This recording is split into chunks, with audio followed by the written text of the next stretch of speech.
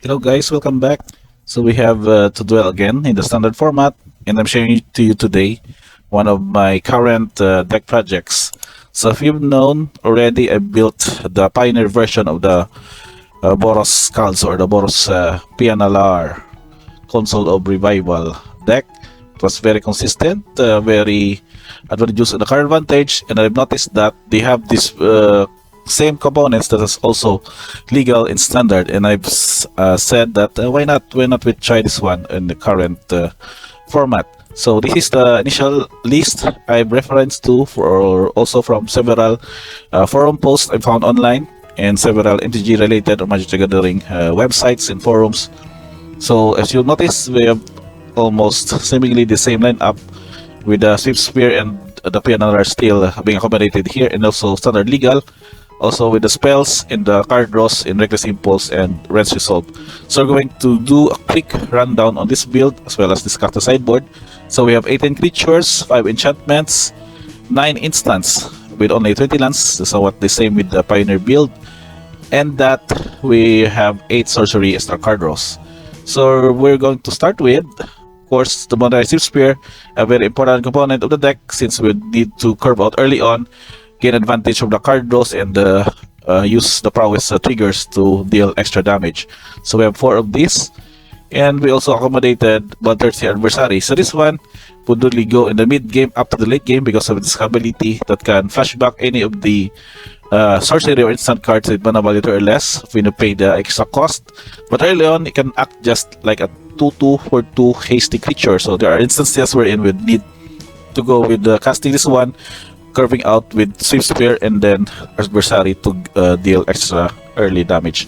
So another option here is 3 copies of Feldon Rolam Excavator from Brothers War.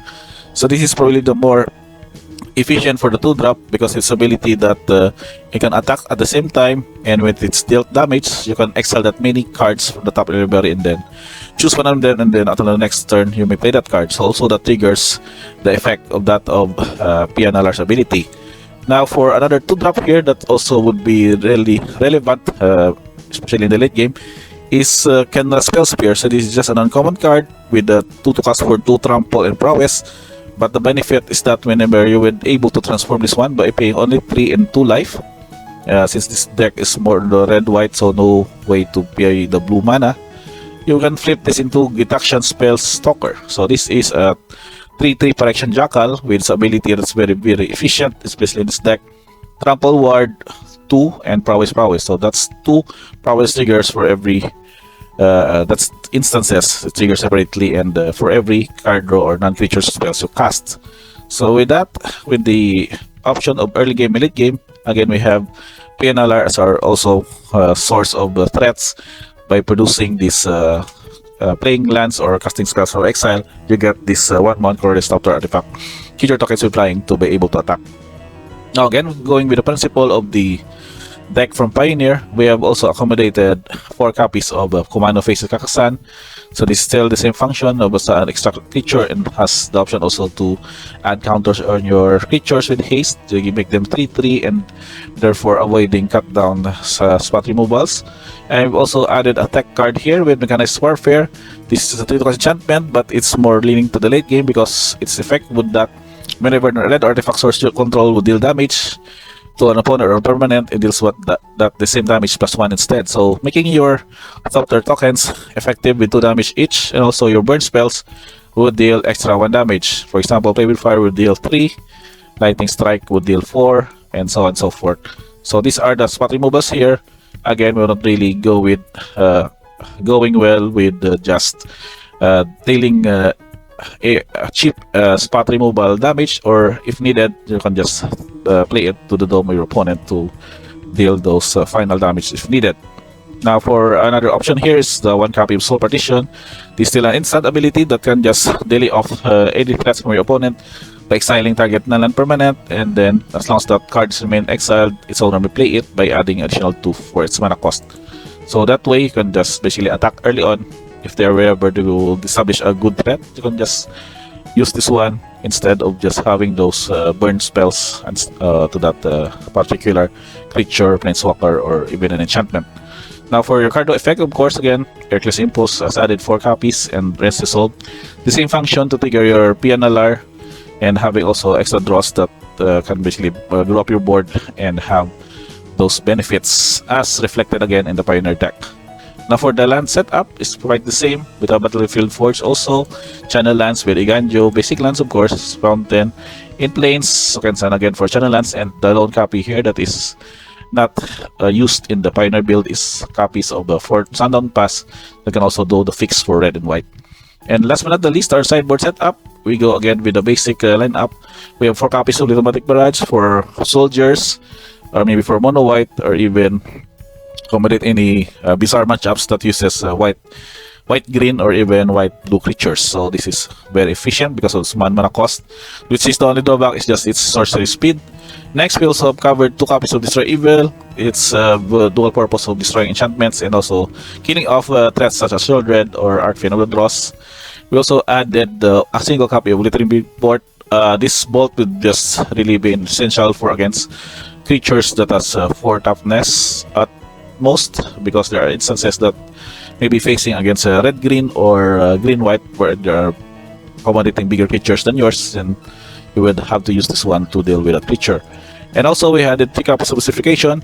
It's very generic here because it acts the same of that of the Chain to the Rocks, except that it can also answer Planeswalkers when it enters the battlefield. You just need to enchant a basic land you control, since this deck accommodating about 9 basic lands, though this is not really an issue. We have to use this one. And for the control matchups, especially we can need to have gas, which we don't not only rely on the card draws, is that we'll also add Chandra Race to Kill with the similar strategy that can exile top cards delivery, and then if it's red, you may cast it this turn. So that's also the option here that can trigger PNLR's top card generating ability, and also can use it to ramp up your mana spells and ramp to your best spell for the turn if needed by this another persona ability. And of course, a bonus damage of 1 damage to target player or planeswalker. So that's 2 copies in the deck. We also added a single copy of Nihilist Warcrafting. This is also the same purpose with that of Obliterating Bolt. Sorry, that's the extra bonus here is that the excess damage can then be used to exile your top X cards. So in dealing example 5 damage to a 3/3 creature, then you get to exile 2 of those because 2 is that excess damage, and then you can play that card exile this turn. So also another source that can also trigger PNLR's top 3rd generation ability. And last but not the least is 2 copies of Wedding Announcement. This is in particular against mid-range to control matchup, but the bonus here is that you can also have this option to generate the soldier tokens or human tokens or card draws if you have attack with 2 or more creatures. And of course the bonus abilities that you can become an Anthem later on, so that you can have your hasty top tiers becomes bigger in 2/2 and deals extra damage, and in a way can make you win fast against specific matchups. So that with the setup, average mana value again, we go with that one, 1.73, very cheap and somewhat similar again to that of the Pioneer build.